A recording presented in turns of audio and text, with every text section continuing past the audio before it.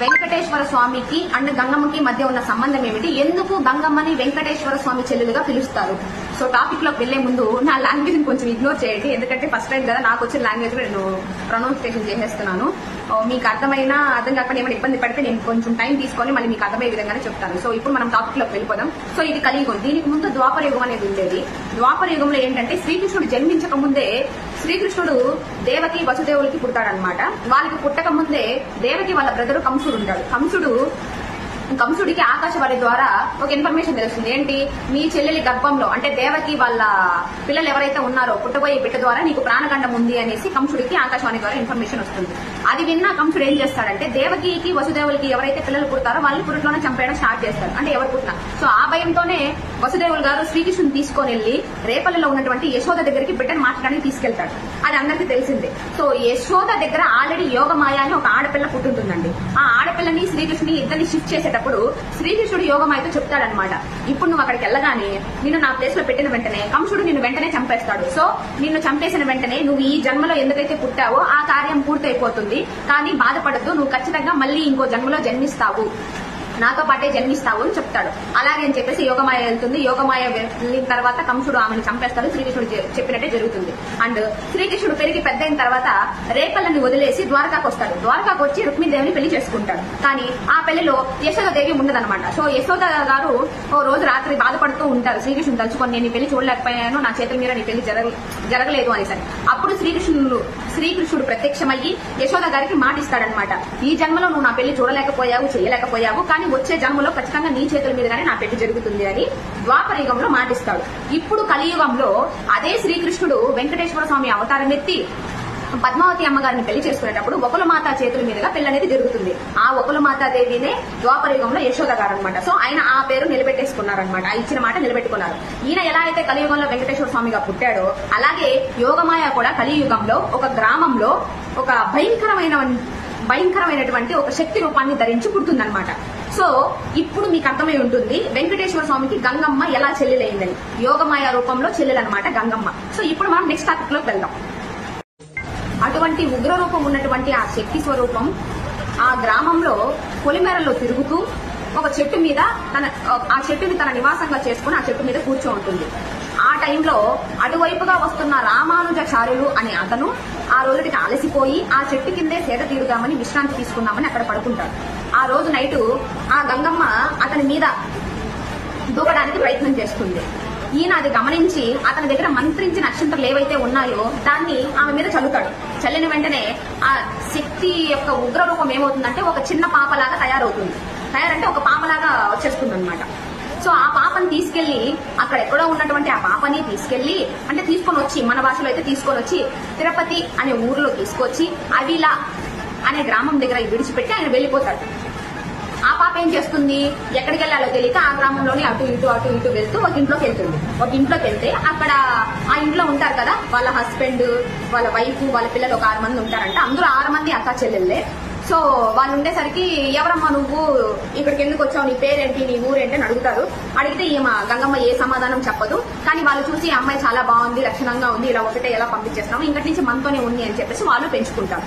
So ఆ Avila అనే గ్రామం ఏదైతే ఉందో ఇప్పుడు అవిలాలగా పేరు మార్చబడింది. దీన్ని బట్టి తను అక్కడే పుట్టి పెరుగుతుంది అనమాట. ఎవరు, గంగమ్మ అక్కడే పుట్టి పెరుగుతుంది. సో దీన్ని బట్టి మనకి అవిలాలకి గంగమ్మకి ఉన్న సంబంధం ఏంటో తెలిసింది. లైక్ అవిలాల గంగమ్మకి పుట్టినీళ్ళు లాంటిది.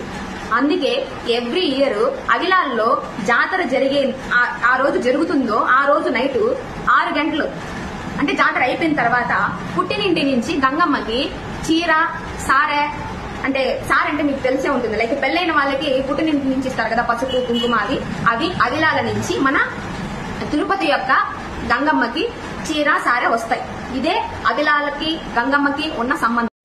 ఇప్పుడు ఈ 7 రోజులు రకరకాల వేషాలు ఎందుకు వేసి ఎందుకు గంగమ్మని బూతులు తిరుగుతారనే విషయం తెలుసుకుందాం. ఈ అవిలాలలో పుట్టి అక్కడే ఉన్నటువంటి గంగమ్మ పెరిగి పెద్ద అవుతుందన్నమాట. పెద్ద అయిన తర్వాత ఇంతకు ముందు రాజులు ప్రజల్ని పాలించేవాళ్ళు, ఆ తర్వాత పాలెగాళ్ళు అని అంటే వాళ్ళ కింద ఉన్న వాళ్ళు పాలించేవాళ్ళు అనమాట. అప్పట్లో తిరుపతిని ఒక పాలెగాడు పాలిస్తూ ఉన్నాడు. వాడు ఎలాంటి వాడంటే సంస్కారహీనుడు, ఏ అమ్మాయి కనిపించినా కామాంధుడు. కామంతో కళ్ళు మూసుకుపోయి ఏ అమ్మాయి అయినా కానీ వయసుతో సంబంధం లేకుండా ఆ ఊరికి ఎవరైనా పెళ్లి చేసుకొని వచ్చినా సరే ఫస్ట్ తనతో కాపురం చేయాలి అన్న ఆలోచన ఉన్నటువంటి నీచమైన నికృష్టమైనటువంటి పాలెగాడు పాలించేవాడు తిరుపతిని. అలాంటి పాలెగాడు ఈ కంట్లో ఒక రోజు గంగమ్మ పడింది. సో గంగమ్మను కూడా అలాగే అనుకొని గంగమ్మతో ఒక చెడు ప్రవర్తన చేశాడు. చేసిన తర్వాత గంగమ్మ అందరిలాంటి అమ్మాయి కాదు కాబట్టి చాలా కోపపడి, చాలా ఉగ్రంగా కోపపడి నేను నిన్ను చంపేస్తాను, ఖచ్చితంగా నేను నిన్ను చంపేస్తానని గట్టిగా అరిచి అక్కడి నుంచి వెళ్లిపోతుంది. అది విన్న పాలెగాడు భయపడిపోయి అక్కడ ఉన్న కొంతమంది పంతుల్ని వాళ్ళందరినీ పిలిపించి ఎందుకు అలా చెప్పింది, నన్ను నిజంగానే చంపేస్తుందా, ఏమైనా జరుగుతుందా అని కనుక్కుంటే సో వాళ్ళు చెప్పారు ఆమె అందరిలాగా మామూలు అమ్మాయి కాదు, ఆమె గంగమ్మ, ఆమె శక్తి స్వరూపం, ఆమె చేతుల్లోనే నీ చావు తప్పదు, ఖచ్చితంగా చంపేస్తుందని వాళ్ళు చెప్తాడు. వాళ్ళు చెప్పిన వెంటనే ఆ పాలెగాడు బాగా భయపడిపోయి గంగమ్మ కంటికి కనిపించకుండా ఎక్కడెక్కడో వెళ్లి దాంకుంటాడు. ఆ దాంకున్న పాలెగాడిని బయటికి తీసుకురావడానికి గంగమ్మ అన్ని చోట్ల వెతికినా అతను కనిపించడు. అప్పుడు గంగమ్మ కనిపిస్తుంది. నేను ఇలాగే వెళ్తే వాడు నాకు కనిపించడనేసని రకరకాల వేషాలు వేసుకుంటూ వెళ్తుంది. దాంట్లో వచ్చినట్టువే ఈ తోటి వేషం, బండ వేషం, మాటంగి వేషం, ఫైనల్ గా ఎన్ని వేషాలు వేసినా తను దొరకకపోయేసరికి దొరవేషం వేస్తుంది. దొరవేషం అంటే దొర అంటే రాజు. దొరవేషం వేస్తూ బూతులు తిట్టుకుంటూ నడుస్తుంది. వీధుల్లోకి బూతులు తిట్టుకుంటూ పిలుస్తూ నడుస్తూ అరుస్తూ ఉంటుంది. అలా పిలిచినప్పుడు ఆ పాలెగాడు అరే మా దొర వచ్చాడు, మా దొర దగ్గరికి వెళ్లి మనం ఇదని చెప్తే నన్ను కాపాడాలని పరిగెత్తుకుంటూ వస్తాడు. వచ్చిన వెంటనే గంగమ్మ అతన్ని చూసి వెంటనే నరికేస్తుంది. సో వాడి పీడ ఆ రోజుతో ఆ ఊరికి వదిలిపోతుంది. సో దీంట్లో మనకు అర్థమైంది ఏంటంటే గంగమ్మ జాతరకి ఎందుకు రకరకాల వేషాలు వేసుకుంటారు, ఎందుకు బూతులు తింటే గంగమ్మకి ఇష్టం, ఎందుకు గంగమ్మని బూతులు తింటారు అన్న విషయం మీకు ఈ వీడియోలో క్లియర్ అయింది. సో ఇది ఇక్కడికి అనమాట, ఈ టాపిక్ అయితే ఇక్కడికి మీకు క్లియర్ అయింది. గంగమ్మ అతన్ని ఆ వేషాలు వేసి సంహరించింది అనగానే మీకు ఒక డౌట్ వచ్చిండాలి. ఇప్పుడు ఈ పుష్ప 1, పుష్ప 2 మూవీకి తిరుపతి గంగమ్మకి ఏంటి సంబంధం, ఎందుకంత హైప్ చేశారనేది మీకు అర్థమే అవుతుంది. ఇంకా అర్థం కాలేదా? నేను చెప్తాను. యాక్చువల్లీ పుష్ప 2లో జార్రెడ్డి అదే పని చేస్తా అంటాడు. అంటే అమ్మాయిని ఏడిపించడం, అమ్మాయిని పాడు చేయడానికి చూడడం, పెళ్లి కాని అమ్మాయిలంతా తన దగ్గర వచ్చి పెళ్లైన అమ్మాయిలు కానీ తను ఎవరిని చూస్తే అలాగా తనతోనే మొదట ఉండాలి అన్న దీంతో వాళ్ళని కిడ్నాప్ చేయడం చేస్తాడు. ఆ టైంలోనే కదా అల్లు అర్జున్ వెళ్లి ఫైట్ చేసి తనకి అమ్మవారు ఉన్నట్టు ఆ మేకప్ అంటే చీర కట్టి అవన్నీ గాజులు వేసి బొట్టు పెట్టి ఆ ఫైట్ ఉంది కదా, లైక్ రప్ప సీన్. సో అతను సంహరించేస్తాడు కదా, ఆ హైప్ ఇవ్వడానికి అర్థం ఇదే అనమాట. సో ఆ సీన్ కి ఈ సీన్ కి సంబంధము యాక్చువల్లీ అది అలా జరిగింది కాబట్టి మనకు ఆ సినిమాలో చూపించారు. అసలు ఒక గ్రామ దేవతని ఎందుకు ఇంత హైప్ చేశారు? మీకు గ్రామ దేవతలు అంటే ఐడియా ఉంటుంది కదా, అంటే ఒక గ్రామంలో కానీ మనం పల్లెటూరులో చూస్తుంటాం. గ్రామ దేవత అంటే ఆ గ్రామాన్ని కాపాడడానికి, ఆ పల్లెని కాపాడడానికి ఆ ప్రజలంతా నమ్మి ఒక చెట్టు కింద కానీ లేకపోతే ఎక్కడ ఒక ప్లేస్ లో కానీ ఒక రాయిని తీసుకెళ్లి పెట్టి దాన్నే అమ్మవారు అనుకొని దానికే పసుపు కుంకుమ పెట్టి పూలు పెట్టి ఒక దీపాన్ని పెట్టి వాళ్ళకి ఏం కావాలో కోరుకుంటారు. ఆ ఊరిని బాగా చూడమని, చల్లగా చూడమని, అంటే దుష్ట శక్తుల నుంచి కాపాడమనేసి దానికి వాళ్ళు ఏదైతే అనుకుంటున్నారో ఆ పేరు పెట్టుకుంటారు. లైక్ ఎల్లమ్మ, పోలేరమ్మ, అంకాలమ్మ, గంగమ్మ, ఇలా వీళ్ళందరినీ గ్రామ దేవతలు అంటారు. మీరు గమనించే ఉంటారు గ్రామ దేవతలకి ఎక్కడ కానీ ఫోటోస్, విగ్రహాలు, ఇలాంటి పూజలు అవన్నీ జరగవు. కానీ ఒక్క తిరుపతి గంగమ్మకు మాత్రమే ఇలా జరుగుతాయి.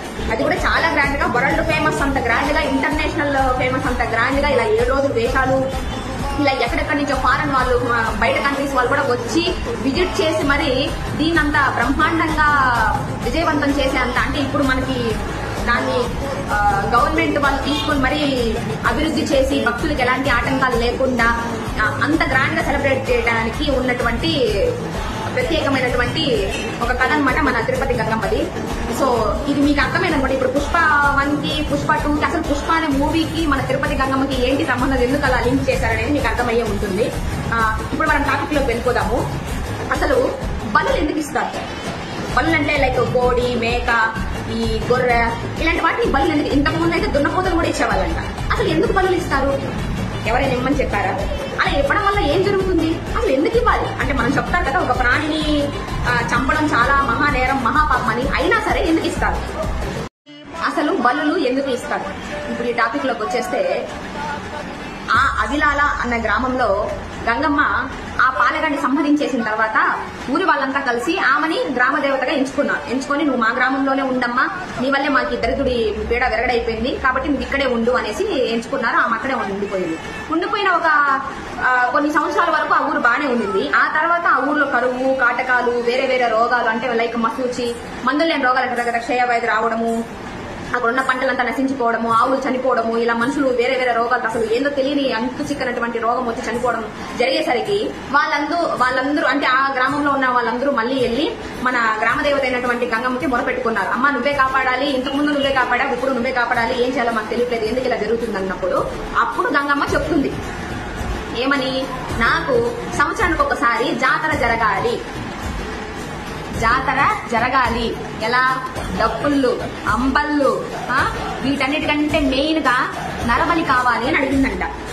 నరబలి అంటే మీకు తెలుసు కదా, నాకు నరబలి కావాలి అని అడిగిందంట. అప్పుడు ఏమైందంటే గ్రామస్తులంతా ఏం ఆలోచించారు, ఇంతమంది చచ్చిపోవడం కంటే ఇంతమంది బతుకుండడానికి ఒక మనిషి చనిపోవడం ఉత్తమమే కదా. అంటే అదేది ఇష్టపూర్వకంగా చేయట్లేదు, అంటే బలి అనేది ఎవరు ఇష్టపూర్వకంగా చేయలేదు అనమాట, వాళ్ళు చేయాల్సింది వచ్చింది.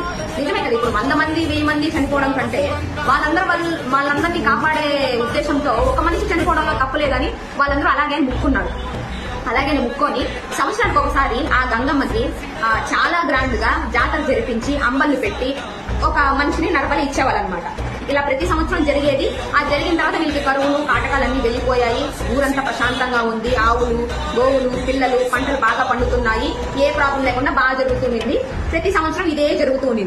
సో జరిగిన తర్వాత ఆ ఊర్లో పెద్ద మనుషులకి ఒక ఆలోచన వచ్చింది, ఎందుకు మన ఊర్లో వాళ్ళనే మనం చంపుకోవాలి, బయట నుంచి ఎవరైనా వచ్చి లేకపోతే మనం వెళ్ళి బయట నుంచి ఒక మనిషిని తీసుకొచ్చి సంవత్సరానికి ఒకరిని నరబలి ఇచ్చేద్దామని వాళ్ళు ఫిక్స్ అయిపోయి ఏం చేశారంటే ప్రతి సంవత్సరం బయట నుంచి ఒక మనిషిని తీసుకొని రావడం, ఆ మనిషిని నరబలి ఇవ్వడం, లేదంటే ఎవరైనా బయట నుంచి వాళ్ళ ఊరికి ఎవరైనా వస్తే కనుక ఆ మనిషిని కట్టి పెట్టేసి జాతర సమయం వరకు చూసుకొని కరెక్ట్ గా జాతర సమయంలో అమ్మవారికి జాతర జరిపించి గ్రాండ్ గా జాతర జరిపించి నరబలి ఇచ్చేవాళ్ళు. అలా ఇవ్వడం వల్ల ఊరు చాలా ప్రశాంతంగా బాగుంది అనమాట. అసలు ఈ బలులు ఎందుకు ఇచ్చేవాళ్ళు, ఈ బలులు ఇవ్వడం వెనక ఉన్నటువంటి పరమార్థం ఏంటి అనేది మీకేమైనా తెలుసా అంటే నాకు తెలిసి మీకు నేను చెప్తున్నాను. మనం ఏదైనా దేవుడికి మొక్కుకుంటాం, లైక్ ఇప్పుడు నాకు హెల్త్ బాగాలేదు, స్వామి నా ఆరోగ్యం బాగా చేస్తే వచ్చే సంవత్సరం నేను ఈ కొండకి మెట్ల మార్గంలో నడుచుకొని వస్తాను అని. అలాగే నాకు ఈ సంవత్సరం బిజినెస్ లో లాస్ వచ్చింది, సరిగా జరగలేదు, ఈసారి కనుక బిజినెస్ బాగా జరిగితే ఒక 1000 పదార్థాలు తీసుకొచ్చి నీ గుండెలో వేస్తాను. అలాగే ఈ సంవత్సరం నాకు పంట సరిగా పండలేదు, పంట బాగా పండి దిగుబడి బాగా వచ్చిందంటే ఒక 2-3 మూట్ల ధాన్యం తీసుకొచ్చి నీ గుడికి నేను విరాళంగా ఇస్తాను. ఇలా ముక్కుంటాం. అంటే ఏంటి, మనం దేనికి సంబంధించి అయితే దేవుణ్ణి ముక్కుంటున్నామో అది ఆయన ఇచ్చిన తర్వాత దాంట్లో నుంచే కొంత భాగం ఆయనకి ఇస్తామని మనం చెప్తాం, అతనికి ఇస్తామని చెప్తామన్నమాట. అదే మనం ముక్కుబడి. అలాగే ఒక అమ్మవారిని మా గ్రామాన్ని కాపాడు, మా గ్రామాన్ని దుష్టశక్తుల నుంచి కాపాడు, రక్షించు, మమ్మల్ని చల్లగా చూడు, కరువు కాటకాల నుంచి బాగా చూడు, మా జనాలు చచ్చిపోతున్నారు, జనాలందరూ ప్రాణాలతో ఉండాలి, ప్రజలంతా చల్లగా ఉండాలని ఆ గ్రామం వాళ్ళు ముక్కున్నప్పుడు దానికి సంబంధించి నువ్వు అలా చేస్తే ఒక గ్రామము ఒక ఊరంటే ఏంటండి, జనాలే కదా, జనాలు పశువులు మేకలు వాళ్ళ జీవనాధారం అంతా జనాలకు సంబంధించి కాబట్టి, సో జనాల్ని చల్లగా చూడమంటున్నారు కాబట్టి ఆ జనంలో నుంచి ఒక తన్ని నరబలి ఇచ్చేవాళ్ళు. సో ఇది మీకు ఎందుకు చెప్తున్నానంటే చూసే విధానాన్ని బట్టి మనకి అవతల ఏం జరిగేది అది మనం పాజిటివ్ గా తీసుకోవాలా నెగిటివ్ గా తీసుకోవాలని తెలుస్తుంది. ఎవరికైనా నరబలి అని వెంటనే అమ్మో నరబల అన్నట్టు రాంగ్ గా చూడకండి. సో దాని వెనకాల ఉన్నటువంటి పరమార్థం ఏంటో తెలుసుకోండి. సో అలా నరబలి అనేది స్టార్ట్ అయింది. అలా నరబలి ఇచ్చేవాళ్ళు గంగమ్మకి. ఓకే, అసలు బలి ఎందుకు ఇవ్వాలి అంటే ఒక మనిషిని వాళ్ళ ఇంట్లో అన్ని రోజులు ఉన్న ఒక మనిషిని ఇవ్వడంలో ఎలాంటి ఏమంటారు స్వార్థం లేకుండా స్వచ్ఛంగా ఆయనకి ఇచ్చినట్టు అది ఆయన యాక్సెప్ట్ చేసేది. ఆ తర్వాత ఏమైందంటే నరబలిని ఆపేసి పెద్దగా దున్నపోతుల్ని మేకల్ని కోళ్ళని బలిచ్చేవాళ్ళు. ఇప్పుడు దున్నపోతులు కూడా ఇవ్వడం మానేశారు అనుకోండి సమ్ రూల్స్ వల్ల. అసలు ఈ మేకల్ని దున్నపోతుల్ని కోళ్ళు కూడా ఎందుకు ఇస్తున్నారు తెలుసా, వాళ్ళు కొన్ని రోజులు వాళ్ళ ఇంట్లో దాన్ని పెంచుకొని ఒక మనిషిలాగా వాళ్ళు దానికి భోజనం పెట్టి బోబెట్టి సాకి తన మనిషిలాగా వాళ్ళలో మనిషిలాగా కలుపుకునేసి ఉంటారు కాబట్టి దాన్ని తీసుకెళ్లి బలి ఇవ్వాలనేది ఆనవాయితీ. కానీ ఇప్పుడు మన వాళ్ళు ఏం చేస్తున్నారు తెలుసా, అబ్బా కోళ్ళని మేకల్ని పెంచుకోవడానికి కూడా ఇబ్బంది అయిపోయి, కానీ కొంతమంది ఉన్నారండి, కొంతమంది ఒక 1 వీక్ ఒక 10 days అంటే జాతర వస్తుంది అని తెలిసినప్పుడు ఒక 1 month 1 week ముందు మేకని కోళ్ళని తెచ్చుకొని వాళ్ళు సాకి మళ్ళీ ఇప్పుడు తీసుకెళ్లి గంగమ్మకు బలిస్తారు. కానీ ఇప్పుడు కొంతమంది మనుషులు అయితే ఎలా ఉన్నారంటే రేపు పొద్దున జాతర అని చెప్తే రేపు పొద్దునే వెళ్ళి చికెన్ షాప్కి వెళ్ళి ఒక బ్రాయిలర్ కోడిని కొనుక్కోవడము, లేకపోతే అప్పుడే వెళ్ళి ఒక మేకని తెచ్చుకోవడము, అలాగే తీసుకెళ్లి అక్కడ బలి చేయడము, పొంగల్ అయిపోయిన వెంటనే మళ్ళీ దాన్నే తీసుకొచ్చి అదే చికెన్ షాప్ నుంచి క్లీనింగ్ చేసి ఇంటికి తీసుకెళ్లి వండుకొని తినేస్తున్నాం. అంటే నేను వండుకొని తినొద్దండి అని చెప్పట్లేదు, అట్లీస్ట్ ఆ బలి వెనక అంటే అసలు ఆ కోడిని ఎందుకు కోస్తున్నారు, ఆ మేకలు ఎందుకు కోస్తున్నారు అన్న విషయం తెలుసుకొని చేయండి. అంటే మన పద్ధతులు, మన సంస్కృతి, సంస్కారం. అసలు ఈ గంగమ్మకి తాతయ్య గుంట గంగమ్మ అనే పేరు ఎందుకు వచ్చింది? ఇప్పుడు టాపిక్ లోకి వెళ్ళిపోతే ఇలా బలులు ఇస్తూ వెళ్ళిన తర్వాత మీకు ఆల్రెడీ చెప్పాను కదా, సో బయట ఊరి నుంచి మనిషిని తీసుకొచ్చి వాళ్ళు బలి ఇచ్చేవాళ్ళు. ఒకవేళ బయట ఊరి నుంచి ఎవరైనా రాకపోతే ఆ ఊరికి ఎవరైనా వస్తే వాళ్ళని లైక్ కిడ్నాప్ అలా చేసి జాతర సమయం వరకు ఉంచి జాతర రోజు బలి ఇచ్చేసేవాళ్ళు. అలా ఆ ఇయర్ ఎవరు రాలేదు, వీళ్ళకి ఎవరు దొరకనూ లేదు బలి ఇవ్వడానికి. ఈ జాతరకేమో టైం తక్కువ ఉంది. అదే టైంలో అక్కడికి ఊరి పర్యటన మీద తాతాచార్యులు అనే ఒక పూజారి, అంటే ఆచార్యులు వాళ్ళ శిష్యులతో పాటు ఆ ఊరికి దగ్గరలో ఉన్నటువంటి ఊరు దగ్గర నుంచి వాళ్ళ ఊర్లోకి వచ్చారు.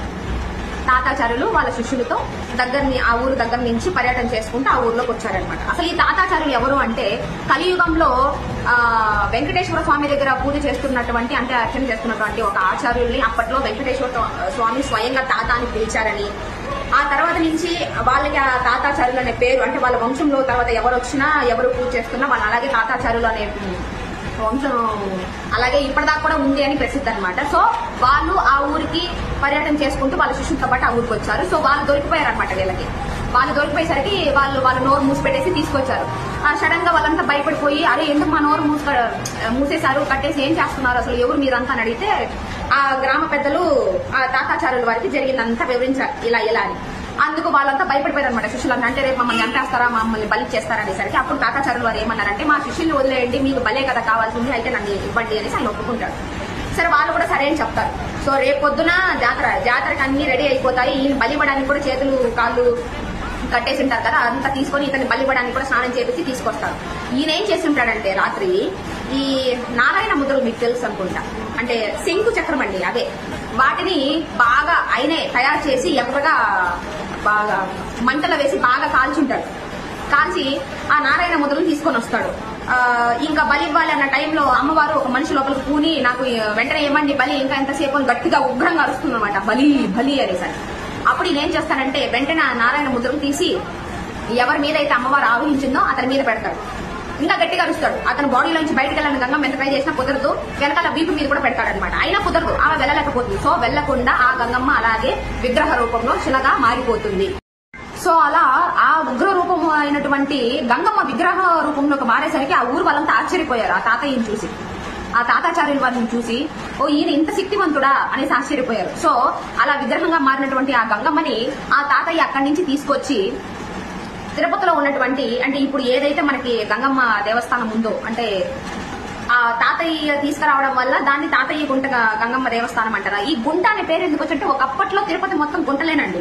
ఇప్పుడు మనం ఇప్పుడు ఏదైతే గుడిని చూస్తున్నామో ఆ పల్లె వీధి దగ్గర ముందర బండ్ల వీధి, ఆ ముందర బస్ స్టాండ్, లైక్ ఆ బస్ స్టాండ్ కూడా గుంటే, అవన్నీ గుంటలుగా ఉండి దాన్ని గూడ్చి, అంటే చెరువులు గిరువులు అక్కడ ఆవులు మేపుకునే వాళ్ళు, అక్కడ ఎక్కువ గడ్డి పొలాలు ఇవే ఉండేవి. ఇప్పుడైతే మనకి బాగా ఇంప్రూవ్ అయిపోయిన ఆ జాడలు ఏం కనిపించట్లేదు, కానీ అప్పట్లో అన్ని గుంటలే ఉండేటివి. సో ఇప్పుడు ఏదైతే దేవస్థానం ఉందో అక్కడ ఆ విగ్రహాన్ని తీసుకొచ్చి ఆ గుంట దగ్గర గుంట లాంటి ఒక ప్రదేశంలో ఆ విగ్రహాన్ని అక్కడ పెట్టాడు.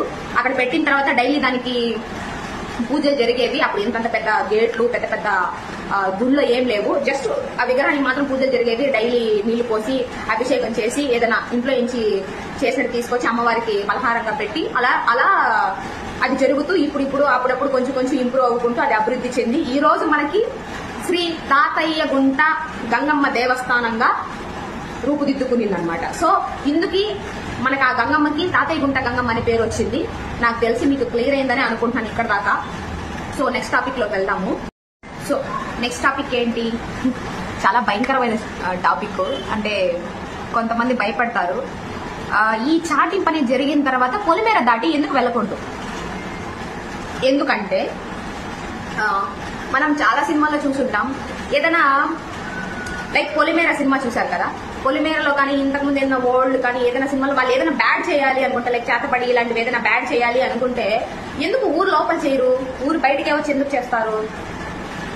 మీకు ఎవరికైనా ఐడియా ఉందా? ఎందుకంటే ఆ ఊరిని కాపాడుతూ ఒక శక్తి ఉంటుంది, అందుకనే ఊరు లోపల ఏది చేయరు. అంటే ఊరు లోపల చేసినా కూడా అది అంత ఫలితాన్ని ఇవ్వదు. మంచి చేయడానికి అయితే ఊరు లోపల చేయొచ్చు, అంటే ఇలాంటి జాతరలు, అమ్మవారి ఉత్సవాలు, బ్రహ్మోత్సవాలు, ఇలాంటి మంచి పెళ్లిళ్ళు ఇలాంటివి లోపల చేయొచ్చు. ఏదైతే చెడైతే ఉందో దాన్ని పొలిమేర బయట, అంటే ఊరి బయటనే చేయాలి. అందుకే పొలిమేర అని చెప్పేవారు. సో మనకి అవిలాల్లో జాతర ముగిసిన తర్వాత అంటే నిన్న జాతర ముగిసిన తర్వాత అంటే చాటింపు వేస్తారంటారు కదా, ఆ చాటింపు రోజు ఏమవుతుందంటే 6 గంటలకు జాతర ముగిసిపోతుందా. సో ఆ రోజు అవిలాల నుంచి అమ్మవారికి తిరుపతి గంగమ్మ వారికి చీర సారె వెళ్లేటప్పుడు ఆ చీర సారెతో వెళ్లే పసుపు కుంకుమ ఏదైతే ఉందో దాన్ని అర్ధరాత్రి 12 గంటల తర్వాత ఆ పూజారులు మన ఊరి పొలిమేరల్లో దాన్ని చల్లుతారు. మన ఊరి పొలిమేరల్లో సరిహద్దుల్లో ఆ పసుపు ఏదైతే ఉందో దాన్ని సరిహద్దుల్లో చదువుతారనమాట. అందుకే మన ఊరికి సంబంధించిన వాళ్ళు ఎవరు కానీ ఊరి దాటి బయటికి అంటే పొలిమేర దాటి బయటికి వెళ్ళకూడదని, బయట నుంచి ఎవరు కానీ మన ఊరు లోపలికి రాకూడదని, ఒకవేళ బయట నుంచి ఎవరైనా మన ఊరు లోపలికి వచ్చుంటే వాళ్ళు ఆ జాతర అయ్యేంత వరకు మన దగ్గరే ఉండాలి, బయట వెళ్ళకూడదు అని ఒక నమ్మకం, ఒక ప్రతీతి అన్నమాట. దీన్ని నమ్మిన వాళ్ళు నమ్ముతారు, నమ్మలేని వాళ్ళు అదంతా ఏముండదండి మూఢనమ్మకం ఇదంతా అని చెప్పేసి వెళ్ళిపోతారు. ఎవరు నమ్మకాలు వాళ్ళవి. ఎందుకు అంటే అమ్మవారు మన పొలిమేరల కాపలా ఉండి మన వాళ్ళకి ఏమీ జరగకుండా కాపలా కాసుకుంటూ చూస్తూ ఉంటారు. కాబట్టి ఆ పొలిమేర దాటిన తర్వాత మనకేదైనా బ్యాడ్ జరుగుతుందేమో, అది కూడా పర్టికులర్ గా ఇలాంటి టైంలోనే జాతర అమ్మవారికి బలం ఉన్న టైంలోనే ఏదైనా దుష్ట శక్తులు చెడు శక్తులు ఏమైనా చేస్తాయేమో అని దాటకూడదు అని మన మంచి కోసం చెప్తారు. ఎందుకు ఆ టైంలోనే చేస్తాయని మీకు డౌట్ రావచ్చు. మనకి తెలిసింది కదా అమావాస్య పౌర్ణమిలకి కొన్ని ఎలా వాటి పవర్స్ ఇంక్రీజ్ అవుతాయో అలాగే ఇలాంటి టైంలో కూడా ఇంక్రీజ్ అవుతాయి. అమ్మవారి శక్తి ఇంక్రీజ్ అయ్యి పొలిమేర వరకే ఉంటుంది కాబట్టి పొలిమేర దాటకూడదని చెప్తారు. లాస్ట్ బట్ నాట్ లీస్ట్ అన్నట్టు అసలు ఇంత ఉగ్ర రూపం, ఇంత కథ, ఇంత సత్యం ఉన్నటువంటి ఈ మన గంగమ్మ యొక్క విశ్వరూప దర్శనం అంటే 13వ తేదీ తిరుపతి గంగమ్మ జాతర జరుగుతుంది. 14వ తేదీ ఎర్లీ మార్నింగ్ విశ్వరూప దర్శనం జరుగుతుంది. ఆ రోజు ఎందుకు భక్తులందరూ కలిసి అమ్మవారిని గోర్లతో రక్కేస్తారు? అసలు చంప నరకడం ఏంటి, నరకడం అనేది ఎందుకు అన్న టాపిక్ గురించి మాట్లాడుకుందాం. మీరు గమనించినటువంటి అంటే మామూలుగా గమనిస్తా ఉంటారు, నాకు తెలియదు, నేనైతే చాలా సార్లు చూసానండి. లైక్ మా వాళ్ళు చాలా మంది వెళ్తారంటే ఇంట్లో ఏదైనా ప్రాబ్లం ఉంటే ఎక్కడికైనా అమ్మవారు పూనుతుంది, అక్కడికి వెళ్తే వాళ్ళు ఇచ్చిన కుంకుమ తీసుకొచ్చి డైలీ పెట్టేసుకోవడం, పూజ గదిలో పెట్టుకోవడం, వాళ్ళు ఇచ్చిన నిమ్మకాయ తీసుకొచ్చి గుమ్మాలకు కట్టడం, ఇలా చాలా నమ్ముతారు. అంతెందుకు, ఇప్పుడు ఒక అమ్మాయి ఉంది, ఆ అమ్మాయి పేరు దేవి అనుకుందాం, చాలా చిన్న అమ్మాయి, ఒక 6 ఏళ్ల అమ్మాయి. కానీ ఆ అమ్మాయికి అమ్మవారు పూనింది అనుకోండి, ఆ అమ్మాయి ఏం చెప్తే అది చేస్తారు. లేక ఆ అమ్మాయి ఈ రోజు ఇది చెయ్యి, రేపు అది చెయ్యి, ఇది తీసుకెళ్ళంటే అది చేస్తారు. ఎందుకంటే ఆ అమ్మాయిలో అమ్మవారు ఉంది అన్న విషయం మన వాళ్ళు నమ్ముతారు కాబట్టి. సో అలా నమ్ముతారు కాబట్టి వాళ్ళు అలా చేస్తారనమాట. సో ఇది ఎందుకు చెప్తున్నానంటే నిన్న ఏదైతే చాటింపు స్టార్ట్ అయిందో, చాటింపు జరిగిన తర్వాత మన తిరుపతి గంగమ్మ టెంపుల్లో అమ్మవారి యొక్క విగ్రహాన్ని స్టార్ట్ చేస్తారు. బంకమట్టి, ఏదో కట్లు అండ్ గడ్డి ఇవన్నీ యూజ్ చేసి బంకమట్టితో అమ్మవారి యొక్క విగ్రహాన్ని తయారు చేస్తారు. ఇది మనకి 14వ తేదీ ఎర్లీ మార్నింగ్ విశ్వరూప దర్శనం అని అదే చూపిస్తారు. అంతవరకు మనం చూడడానికి కుదరదు, ఆ రోజే చూపిస్తారు. అది చూడడానికి కొన్ని లక్షల వేల సంఖ్యలో జనాలు వస్తారు. అసలు కిక్కిరిసిపోయి ఉంటుంది అనుకోండి. చిన్నపిల్లలు ఎవరు దయచేసి తీసుకెళ్లకండి, మాక్సిమం పోవద్దండి, చాలా తొక్కిసలాట జరుగుతుంది. అసలు మీకు కనిపించడం కూడా కనిపించదు అమ్మవారు, అలా ఉంటుంది. అసలు అంత ఇదిగా ఉన్న అమ్మవారిని ఎర్లీ మార్నింగ్ పేరంటాలు అని వాళ్ళు వచ్చి ఎర్లీ మార్నింగ్ ఆ టైంలో అమ్మవారికి ఒక సైడ్ చంపని నలుగుతారనమాట. సో వాళ్ళు నరికిన వెంటనే ఈ జనాలంతా మీద పడిపోయి అమ్మవారిని యొక్క మట్టి ఏదైతే బంకమట్టి ఏదైతే ఉందో అది ఇంతైనా దొరుకుతుందేమో అని అమ్మవారి విగ్రహం మీద పడిపోయి, ఎందుకంటే ఆ మట్టి దొరికిన తర్వాత ఈ 1 వీక్ అమ్మవారు అందులోనే ఉందన్న విషయం నమ్ముతారు కాబట్టి. నమ్మడం ఏంటండి, నిజంగా ఉంటుంది, నమ్ముతారు కాబట్టి ఆ మట్టిని తీసుకెళ్లి ఇంట్లో పెట్టుకొని పూజ చేసేవాళ్ళు పూజ చేస్తారు. కొంతమంది కొంచెము దాన్ని ఎక్కడికైనా వెళ్లేటప్పుడు పెట్టుకొని వెళ్లడము, లేదా పర్సులో పెట్టుకొని వెళ్లడము, దండం పెట్టుకోవడం, ఇలాంటివి జరుగుతాయి అనమాట. సో ఆ మట్టిలో అమ్మవారు ఉంటుంది అని మన వాళ్ళు నమ్ముతారు కాబట్టి ఎర్లీ మార్నింగ్ అమ్మవారి విగ్రహం మీద పడిపోయి గోర్లతో రెక్కేయడము, ఇసికేయడము, లాగేసుకోవడము, కొట్లాడుకోవడము, ఆమె యొక్క శరీరం అంటే ఆ విగ్రహం యొక్క ఇంత పీచు కూడా దొరకదంటే నమ్ముతారా? సో ఇది దాని యొక్క అంతరార్థం.